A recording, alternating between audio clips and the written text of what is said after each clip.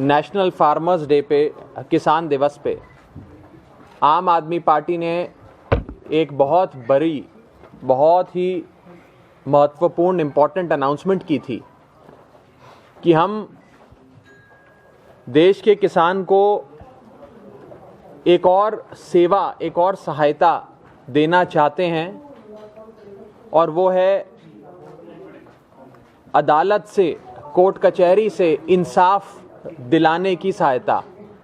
हमारे देश के किसान को हमारे बड़े बुजुर्ग, हमारे नौजवान जो सिंगू बॉर्डर पे बैठे हैं, टीकरी बॉर्डर पे बैठे हैं, हकों की लड़ाई लड़ रहे हैं, संघर्ष कर रहे हैं, उनको लगातार भारतीय जनता पार्टी, भाजपा के नेता कभी आतंकवादी कहते हैं, कभी उन्हें चीन और पाकिस्तान का एजेंट कहते हैं, कभी उन्हें दलाल कहते हैं, न जाने क्या क्या कहते हैं। और बीजेपी के द्वारा इस पूरे संघर्ष को, इस फार्मर्स मूवमेंट को बदनाम करने के लिए, इसे डिफेम करने के लिए एक षड्यंत्र चलाया जा रहा है, कंस्पिरेसी चलाई जा रही है, और बड़े ही सोचे समझे तरीके से इसको अंजाम दिया जा रहा है। कई सारे किसान भाई बहन हम तक आए, उन्होंने कहा कि हम कोर्ट कचहरी में भी जाकर अदालत का दरवाजा खटखटाकर इंसाफ चाहते हैं। और आम आदमी पार्टी ने ये प्रण लिया, ये वचन दिया, ये कसम खाई, सौं चुकी कि हम सब उनकी मदद करेंगे और हर प्रकार की असिस्टेंस, लीगल असिस्टेंस, मदद उनको देंगे। इसी के चलते आज इस प्रेस कॉन्फ्रेंस में हम आपको ये बताना चाहते हैं, एक बहुत इंपॉर्टेंट अनाउंसमेंट करना चाहते हैं कि बीजेपी के 3 बड़े नेताओं के खिलाफ मानहानि का नोटिस, डेफेमेशन का नोटिस जारी कर दिया गया है।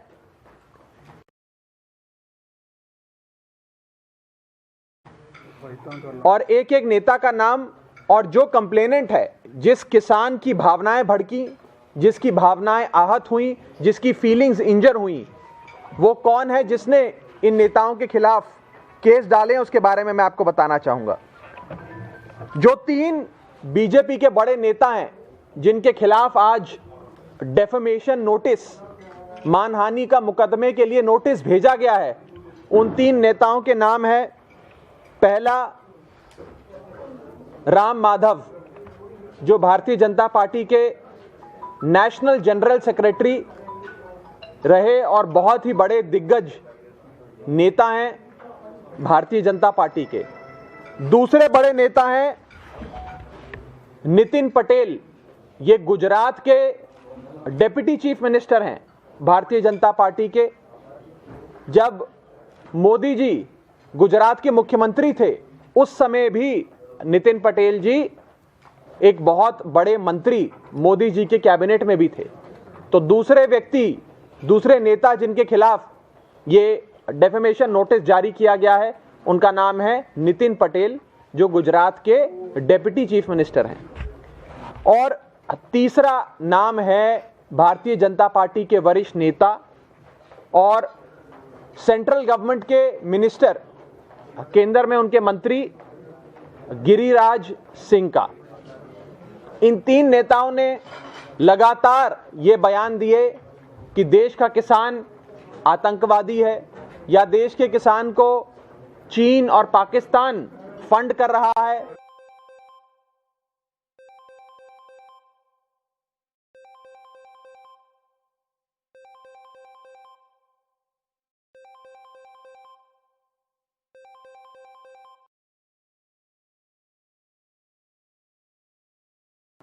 ये डेफेमेशन नोटिस जारी किया गया है, उनका नाम है नितिन पटेल, जो गुजरात के डिप्टी चीफ मिनिस्टर हैं।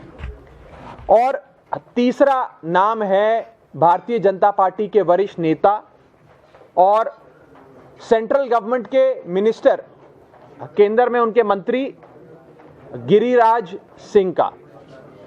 इन 3 नेताओं ने लगातार ये बयान दिए कि देश का किसान आतंकवादी है या देश के किसान को चीन और पाकिस्तान फंड कर रहा है। ये कहा गया कि ये जो किसानों का संघर्ष है इसे विदेशी ताकतें चला रही हैं, और ये सारी चीजें एक कंस्पिरेसी के तहत, एक सोची समझी साजिश के तहत कही गई हैं। तो ये नोटिस है जो नितिन पटेल जी को जारी किया गया है। ये नोटिस है जो गिरिराज सिंह जी को जारी किया गया है। ये 2 नोटिस, और ये तीसरा नोटिस है जो राम माधव जी को जारी किया गया है। बीजेपी के 3 बड़े नेताओं के खिलाफ ये 3 मानहानि के नोटिसेस देश के किसान ने, पंजाब के किसान ने जारी किए हैं, और इसमें कानूनी सहायता, लीगल असिस्टेंस देने का काम आम आदमी पार्टी ने किया है। जो कंप्लेनेंट है, जो किसान, जो फार्मर जिसने ये नोटिस भेजे हैं, मैं उनके बारे में बहुत संक्षेप में आपको बताना चाहूंगा। राम माधव जी को नोटिस भेजने वाले कंप्लेनेंट का नाम है सुखविंदर सिंह सिद्धू। ये संगरूर से आते हैं और इनका वहां पे 20 एकड़ की जमीन है, अपनी खेती करते हैं, फसल बोते हैं, और ये 26 नवंबर से 26 दिसंबर तक, यानी कि पूरा 1 महीना सिंगू बॉर्डर पे रहे, वहीं रात बिताई, खुले आसमान में सोए और संघर्ष किया। दूसरे कंप्लेनेंट जिन्होंने गुजरात के डिप्टी चीफ मिनिस्टर के खिलाफ डेफेमेशन नोटिस दिया है, उनका नाम है रमनीक रंधावा। ये जलंधर से आते हैं। ये सिंगू बॉर्डर पे 27 नवंबर से आज तक सिंगू बॉर्डर पे रहे और वहां पे पूरा प्रोटेस्ट कर रहे हैं, संघर्ष कर रहे हैं। इनके खेत जलंधर में है, जलंधर के रहने वाले हैं रमनीक जी। और तीसरे कंप्लेनेंट जिन्होंने केंद्रीय मंत्री, सेंट्रल गवर्नमेंट में मिनिस्टर गिरिराज सिंह के खिलाफ मुकदमा करने के लिए नोटिस भेजा है, उनका नाम है कुलदीप धालीवाल। ये जगदेव कलां से आते हैं, अमृतसर से, और ये 27 नवंबर से ही सिंगू बॉर्डर पे हैं। ये 3 ऐसे कंप्लेनेंट्स हैं, ऐसे किसान हैं जो खेती करते हैं, जो खुद वो और उनका पूरा परिवार खेती करता है, और जो पहले दिन से इस आंदोलन में शरीक रहे, सिंगू बॉर्डर पे संघर्ष करते रहे।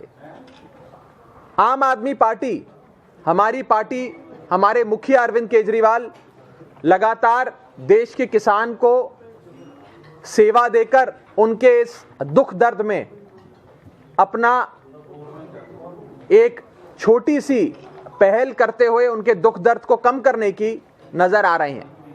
एक सेवादार की भूमिका में लंगर से लेकर कंबल तक की सेवा सिंगू बॉर्डर पे दी गई। उसके बाद पानी से लेकर शौचालय की व्यवस्था और सेवा वहां दी गई। आज से 3-4 दिन पहले आपने देखा कि केजरीवाल साहब ने सिंगू बॉर्डर पे वाईफाई तक की सेवा शुरू करी, क्योंकि देश के किसान ने, हमारे बड़े बुजुर्गों ने, नौजवानों ने हमें बताया कि वहां सिग्नल बड़ा कमजोर है, घर वालों से बात नहीं हो पा रही है, तो हमने वहां फ्री वाईफाई हॉटस्पॉट लगवा दिए।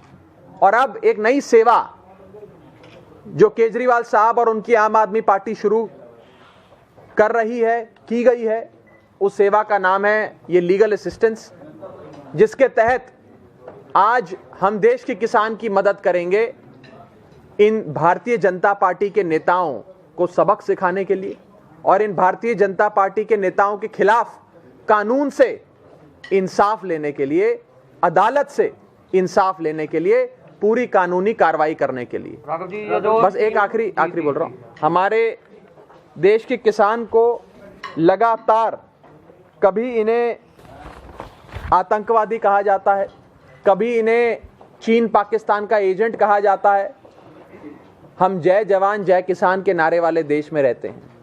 उस देश में रहते हैं जिस देश में सदैव से किसान को, अन्नदाता को भगवान माना गया है, देवता माना गया है, उसकी पूजा की गई है, उसका आदर सत्कार किया गया है। लेकिन आज बीजेपी इस पूरे आंदोलन को कलंकित करने के लिए, बदनाम करने के लिए, तौमता लगाने के लिए इस आंदोलन पे लगातार षड्यंत्र रच रही है और उस षड्यंत्र का सामना और उसका पर्दाफाश करने के लिए अब देश का किसान आगे बढ़ रहा है और उसमें जो भी जिम्मेदारी आम आदमी पार्टी और अरविंद केजरीवाल जी निभा सकेंगे वो जिम्मेदारी हम निभाने के लिए तैयार हैं। राघव जी, ये जो 3 कंप्लेंट आपने बताए हैं, ये 32 किसान जथेबंदियों से रिलेटेड है या उनसे हटके है? देखिए, यहाँ कहीं ना कहीं राजनीति से प्रेरित नहीं, मैं इसे जथेबंदियों से नहीं देख रहा। मैं ये कहना चाहता हूं कि ये 3 कंप्लेनेंट जो हैं, जो ये मानहानि का मुकदमा दर्ज कराते हैं, दर्ज कराने से पहले नोटिस देते हैं, ये 3 पंजाब के लोग हैं, पंजाब का किसान है, सालों से इनका परिवार खेती कर रहा है, किसानी कर रहा है और ये शुरू से सिंगू बॉर्डर पे आंदोलन भी कर रहे हैं और इनकी भावनाएं आहत हुई हैं जब ये कहा जाता है कि सिंगू बॉर्डर पे बैठा बंदा, किसान जो संघर्ष कर रहा है, वो आतंकवादी है, वो चीन का एजेंट, पाकिस्तान का एजेंट है। तो इनकी भावनाएं भड़की, जैसे आपकी और हम सबकी भड़की, और उन्होंने ये ठान लिया कि हम बीजेपी के नेताओं को सबक सिखाएंगे।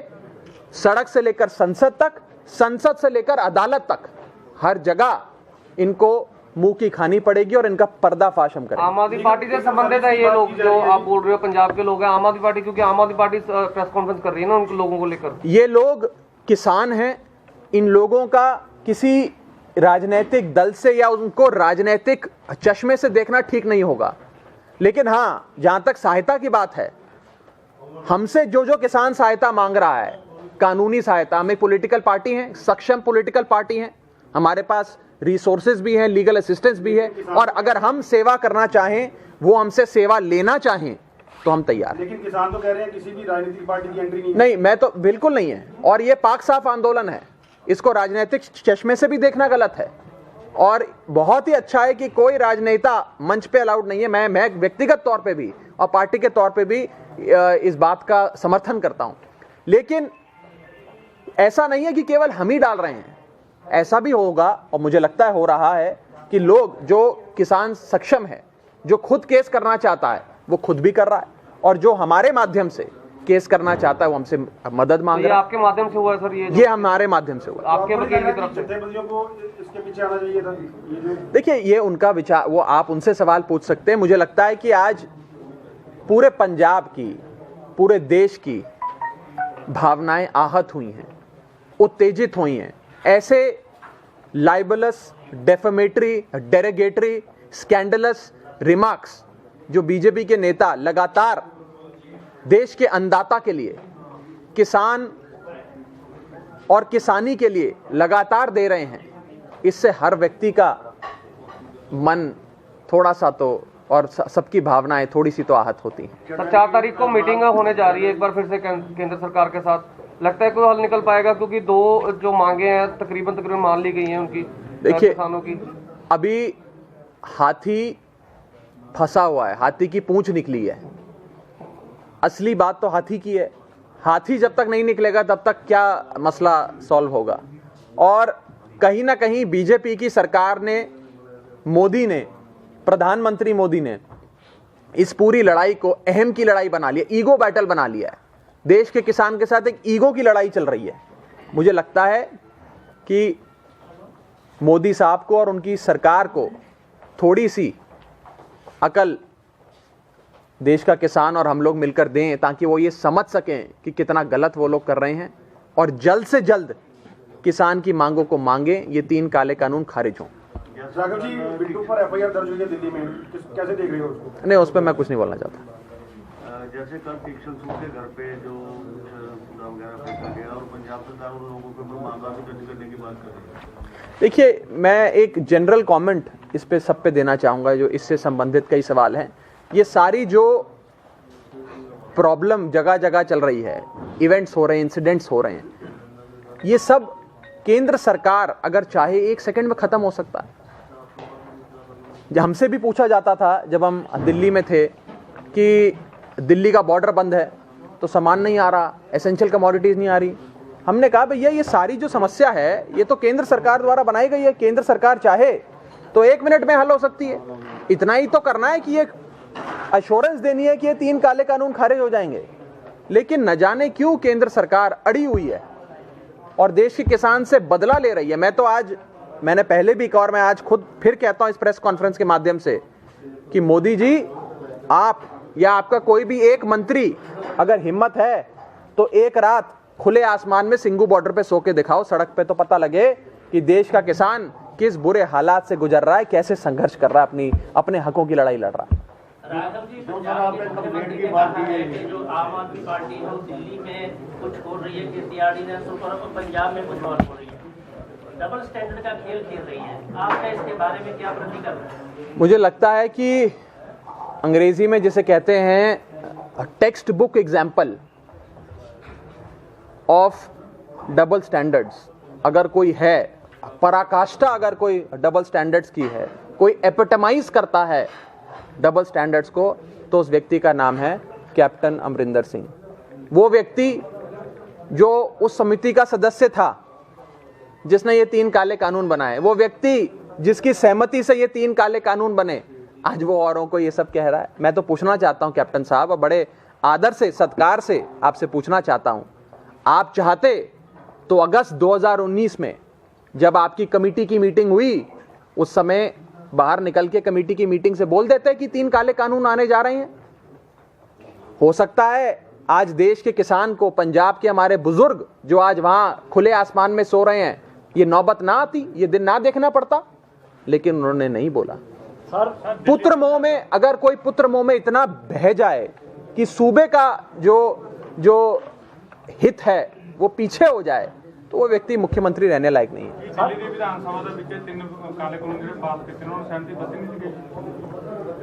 दिल्ली में 3 काले कानूनों को फाड़कर मुख्यमंत्री अरविंद केजरीवाल जी ने ये साबित किया कि हम देश के 62 करोड़ किसान के साथ हैं। उससे पहले तो पास किया। मैं आ जाता हूं, मैं उसी पे आ जाता हूं, उसी बात।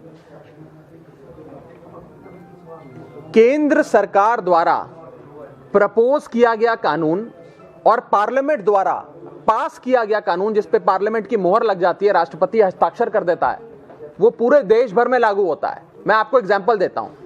मैं पेशे से चार्टेड अकाउंटेंट हूं। हम इनकम टैक्स के कानून को खूब पढ़ते हैं दिन रात। इनकम टैक्स का कानून जब केंद्र सरकार लाई और पार्लियामेंट ने मोहर लगाई, उसे पास किया, तो वो पूरे देश भर में लागू हो गया। किसी राज्य के पास ये शक्ति नहीं होती कि खड़ा होकर बोले कि मैं केंद्र के कानून को लागू नहीं होने दूंगा। अगर ऐसा होता, अगर राज्य के पास ये पावर होती, तो आज पंजाब का किसान कैप्टन साहब के महल के बाहर बैठा होता और बोल रहा होता कि महाराजा, इन 3 काले कानूनों को मत लागू कर देना हमारे सूबे में। ऐसा नहीं है, क्योंकि मैं आ रहा हूं, उसी पे आ रहा हूं, मैं उसी का जवाब दे रहा हूं। तो वो 3 काले कानून, मैं वही आप ही का जवाब दे रहा हूं। वो 3 काले कानून पूरे देश भर में लागू हो गए।